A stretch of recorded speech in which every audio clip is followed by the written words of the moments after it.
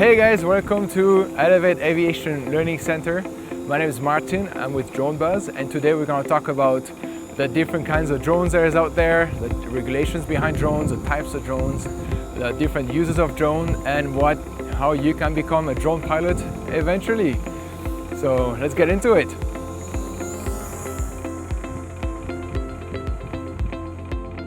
Hey guys, welcome back to this module.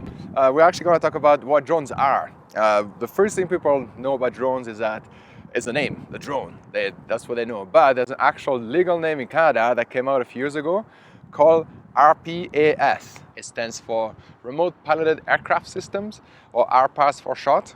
But that's actually a very kind of a mouthful. So I'll refer to them as drones and throughout the module, and also throw in the word RPAS in once in a while so you get familiar with it. There's three kinds of drones. The first one would be a fixed wing drone. It looks like it's a very basic one. And then we'll go into rotary drones, and then the actual quadcopter drones, what you guys would be used to seeing in stores and in movies and everything. So let's get into it. The first one is a basic one. It's called the fixed wing. Now this is not an actual drone, this is a RC, just to show you guys the different parts. And in this one, because the basic thing of basic flight, it actually is just like an airplane. You got your wings, your fuselage, and then it'll fly by creating lift through the wings.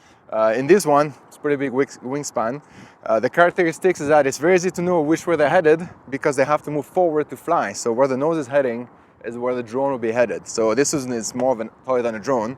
It's usually designed for long range and mapping and everything. So if you look at the actual drones that use fixed wings, they have more of a delta shape to be able to get them a little faster and do these long range missions that they do with it.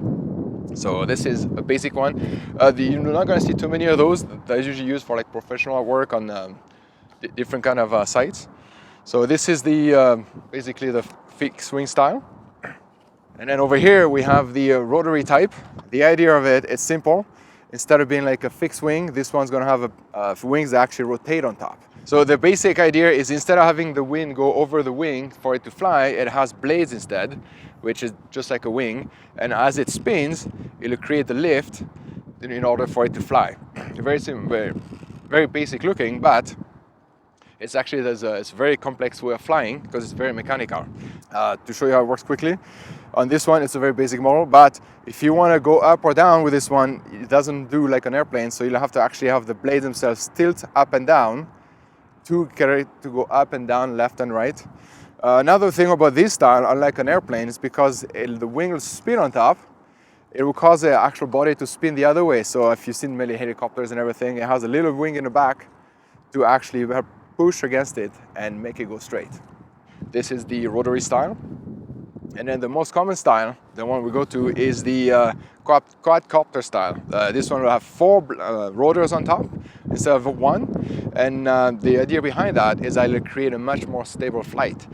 Now how they work, instead of being a mechanical thing like a fixed wing or that rotary style, it'll actually have everything is controlled electronically. So for example, how this one will work is when the blades rotate, they actually rotate opposite of each other, because if they all spin the same way, it will cause the aircraft to actually rotate that way also, just like this one would without the rear one. But so what the way it's designed is every rotor rotates the other way to counter the effect, and you get a nice stable flight. But how this one is controlled, unlike the other ones, is everything is done electronically. So instead of changing angles of blades and all this, the computer does, it'll change the speed at which the different blades or different rotors rotate. To give you an example, for example, if you want to go up, if they all spin faster, it'll cause it to go up. But then if all of them spin slower, it'll cause it to go down. If you want, let's say, go left and right, what it'll do, it'll slow the speed down, let's say, on the left ones, and pick up the speed on the right ones, causing the whole drone to tilt and then go left or go right. And then the tricky part is when you want to rotate this, the way it works is that all the blades, let's say, that will go clockwise will spin faster than the one that goes counterclockwise, and that will cause a whole unit to go clockwise. And then if you do that in reverse, it'll be able to have the aircraft go counterclockwise. So in this style, everything is controlled electronically. So when you fly it, there's nothing mechanically involved in changing any angles or anything. It just controls the speed of how this rotates. So the idea of 4 is that it actually creates a more stable flight. And then, so you can do all the work. The cool thing about this is that unlike a fixed wing, it doesn't matter where it's pointing, it doesn't mean that's where it's gonna go. You can have bigger ones. Those are called quadcopters because they have 4 rotors, but you can have bigger ones with 6, or you can have with 8. They're called octocopters. All they do is the bigger the equipment you can carry. So bigger cameras, bigger different what you're looking to do.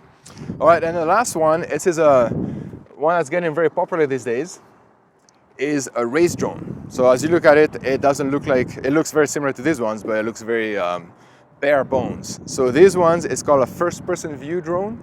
The reason they call it first-person view is unlike all the drones we talked about today, where you actually look at it to see where it's headed, and that's how you control it, to see what you want to do with it. These ones, they move really quick, first of all, but the way you fly them is that it has an onboard camera. This one has 2, but it has an onboard camera designed to send a live feed to your goggles. So they're similar to VR goggles. They have screens inside of them, and what they do is you get to see live what it sees, and you fly it as if you're in it. They don't have all the electronics to stay stable and fly all this, so they'll fly everywhere. And that's where you actually get to learn very good flying skills, is through these ones. And it does come with a very sophisticated looking controller. They nicknamed porcupine controllers because they got buttons everywhere. But these ones, they're a lot of fun. People fly them as a sport. And so if you're looking to get into it, they're not too expensive to buy, but because they go fast and there's a good chance you're gonna crash it, that's why it becomes more expensive, is having to fix it every time you expose it to bits and pieces. So this wraps up this module, and then we're gonna go into the details on where you can fly a drone and what the regulations are behind the drones here in Canada.